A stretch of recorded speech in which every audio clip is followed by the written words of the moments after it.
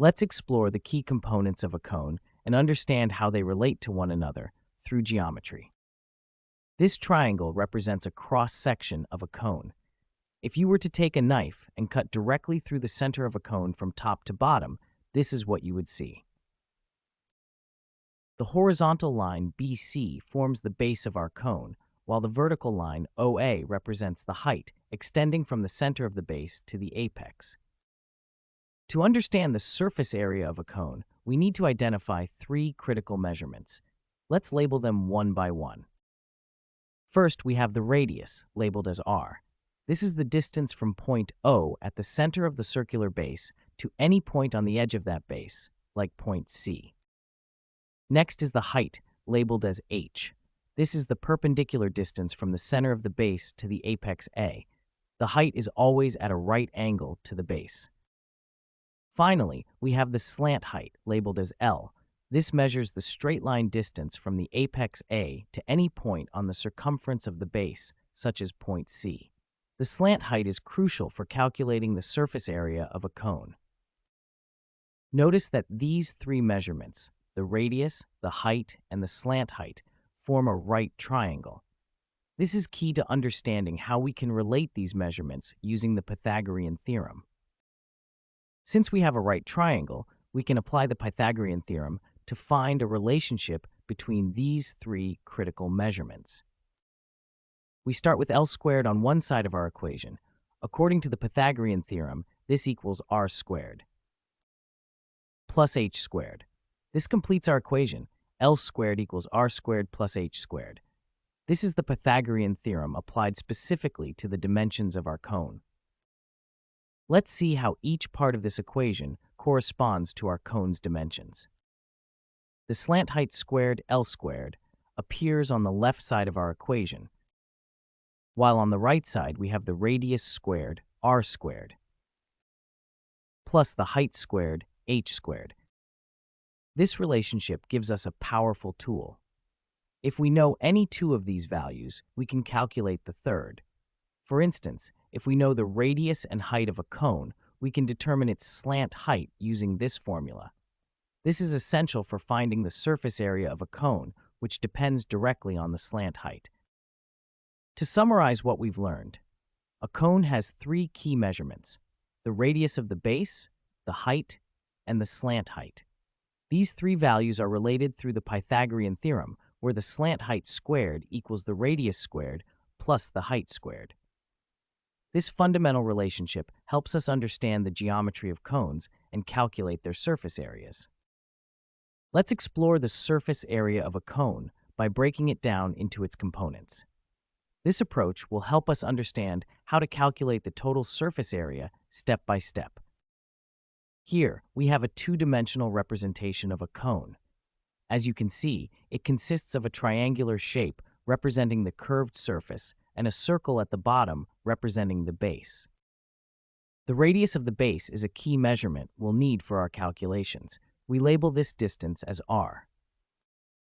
When calculating the surface area of a cone, we need to consider two distinct components that make up its total surface. These two components are the circular base at the bottom of the cone and the lateral or curved surface that forms the conical shape. Let's start by examining the base area. The base of a cone is a perfect circle with radius r. To calculate the area of this circular base, we use the well-known formula: base area equals pi times r squared, where r is the radius of the circle. This is the exact same formula you would use to find the area of any circle. This base area is just the first component of the total surface area. For a complete cone, we need to add this circular base area to the lateral surface area to get the total surface area. Having established how to calculate the base area using pi r squared, we're ready to explore the lateral surface area in our next section. This curved surface is what gives the cone its distinctive shape. Let's explore how a cone's lateral surface unfolds into a sector of a circle, revealing the mathematical relationship behind the cone's surface area. Here we have a two-dimensional side view of a cone. The slant height, labeled as L, is the distance from the apex to the edge of the base. The base radius, labeled as r, measures from the center to the edge of the circular base. To understand the surface area of the cone, we need to visualize what its lateral surface looks like when flattened. Imagine cutting along one side of the cone from the apex to the base, as shown by this red dashed line. When we cut along this line and flatten the cone, it transforms into a two-dimensional shape. Let's observe this transformation and see what geometric figure emerges. As we unfold the cone, it transforms into a sector of a circle. This is a key insight in understanding the cone's surface area. The curved lateral surface of the cone becomes a flat sector when unwrapped. Notice how the slant height L of the cone becomes the radius of our sector. This makes perfect geometric sense because every point on the cone's circular base is exactly the same distance L from the apex. The arc length of this sector equals the circumference of the cone's base, which is 2 pi r. This must be true because when the cone is assembled, this arc forms the complete circular base of the cone. These correspondences between the cone and the sector are crucial for understanding surface area. The cone's slant height determines the sector's radius, while the cone's base radius determines the sector's arc length. Now that we understand how the cone unfolds into a sector, we can derive the formula for the lateral surface area of the cone by calculating the area of this sector. Since the lateral surface of the cone is equivalent to this sector, finding the area of the sector will give us the lateral surface area of the cone. Let's derive the formula step by step. The lateral surface area of the cone equals the area of this sector. The area of a sector is calculated as the fraction of the circle that the sector occupies, multiplied by the area of the full circle. This fraction is theta divided by 2 pi, and the circle's area is pi times L squared. Theta here is the angle of our sector in radians. We know that the angle theta equals the arc length divided by the radius. The arc length is 2 pi r, and the radius is L. So theta equals 2 pi r divided by L. Substituting this into our formula, we get 2 pi r divided by 2 pi L times pi L squared. Simplifying this expression, the 2 pi terms cancel out in the fraction, and we're left with r divided by L times pi L squared, which simplifies to pi RL. Thus, the lateral surface area of a cone equals pi times r times L, that is, pi multiplied by the base radius and the slant height. This elegant formula captures the relationship we visualized through unfolding the cone into a sector. In our previous scene, we unfolded the lateral surface of a cone into a sector.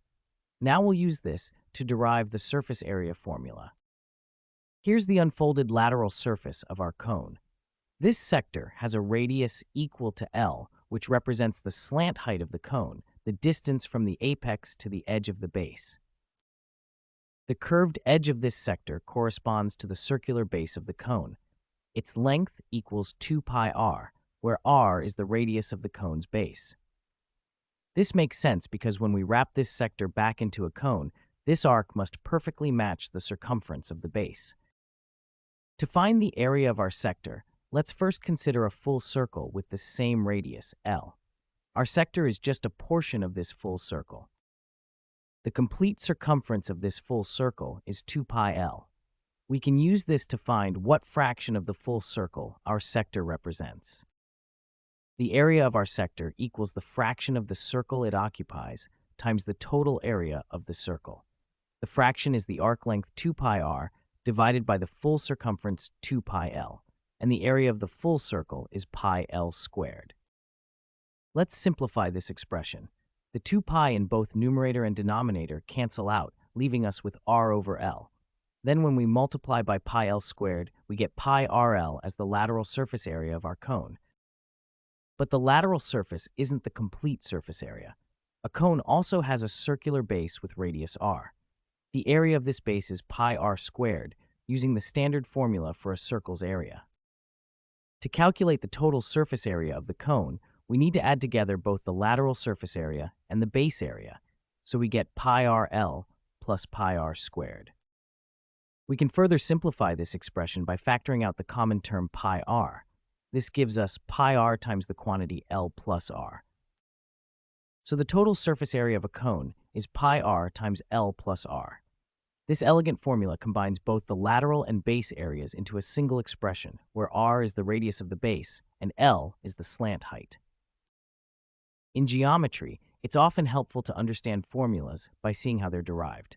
We found the lateral area by unfolding the cone into a sector, then added the base area to get the complete surface area formula, pi r times L plus r.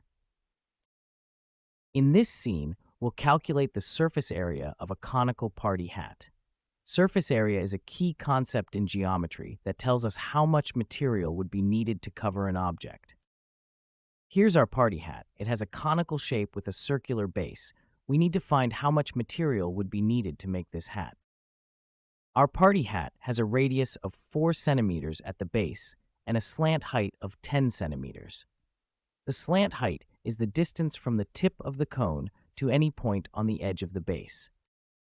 To find the total surface area, we'll use the formula shown here.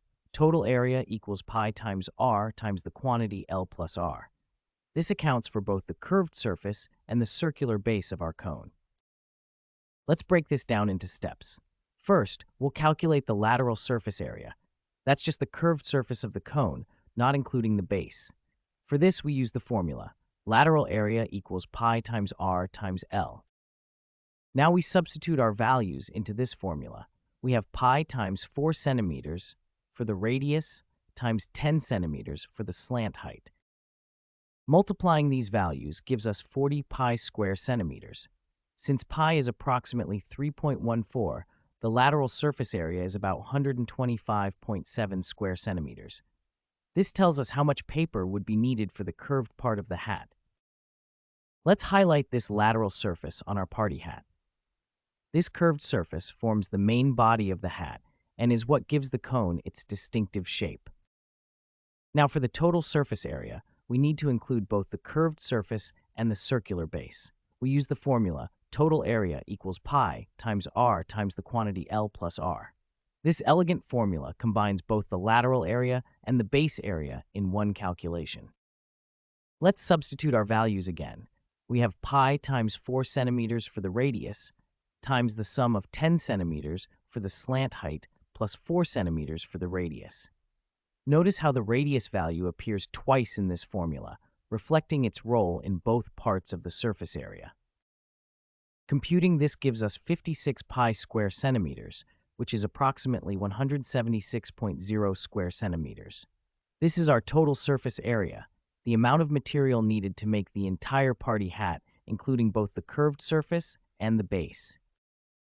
Now, let's highlight the base of our party hat. The base is a flat circle with radius 4 centimeters. Its area equals pi times radius squared, which is pi times 16, or about 50.3 square centimeters. Notice that 176.0 minus 125.7 equals 50.3, confirming our calculations. When we look at our party hat in its entirety, we can see how the total surface area is the combination of these two distinct parts, the curved lateral surface and the circular base. Understanding these components helps us visualize why the formula works the way it does. In real-world applications, these calculations would help determine how much material is needed to manufacture items like party hats, lampshades, or funnels. This makes geometry an essential tool in design and manufacturing. To summarize our findings, the lateral surface area of our party hat is 125.7 square centimeters, and when we add the base area of 50.3 square centimeters, we get a total surface area of 176.0 square centimeters. Understanding surface area allows us to quantify and compare the space occupied by different three-dimensional objects. Let's explore the key formulas for calculating the surface area of a cone, which will help us understand how the different measurements of a cone relate to each other.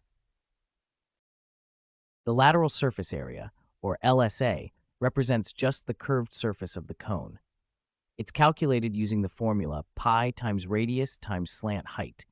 This makes sense because the curved surface unwraps into a sector of a circle with arc length equal to the circumference of the base. To find the total surface area, we need to add the area of the circular base. This gives us pi times radius times the quantity slant height plus radius, which can be rewritten as pi times radius times slant height plus pi times radius squared. Notice how the first term is our lateral surface area, and the second term is simply the area of the circular base. This diagram shows a cross-section of our cone. The three key measurements are labeled here. Lowercase r represents the radius of the circular base, lowercase h is the height from the base to the apex, and lowercase l is the slant height, which measures the straight line distance from the apex to the edge of the base. These three measurements are not independent. We can find the slant height using the Pythagorean theorem, since the triangle formed by the slant height, radius, and height is a right triangle. The formula is L squared equals R squared plus H squared. This relationship means we only need to know two of these measurements to determine the third. Understanding cone surface area isn't just theoretical. It has many practical applications in our everyday lives. Let's explore some examples of how these formulas are used in the real world. Architects and builders use cone surface area calculations when designing conical roofs.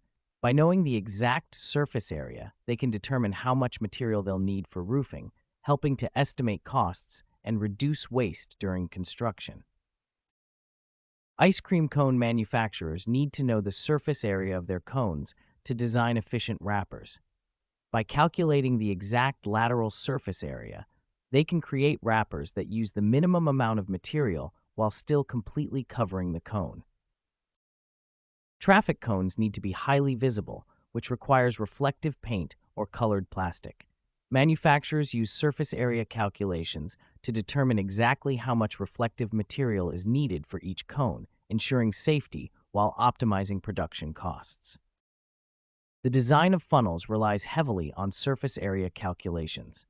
Engineers analyze how the conical shape with its specific surface area affects the flow rate of liquids or powders, which is crucial in industries like food processing, chemistry, and manufacturing. As we've seen, the surface area formulas for cones have significant practical value. By understanding the relationship between radius, height, and slant height, we can apply these geometric principles to solve meaningful problems across many different fields.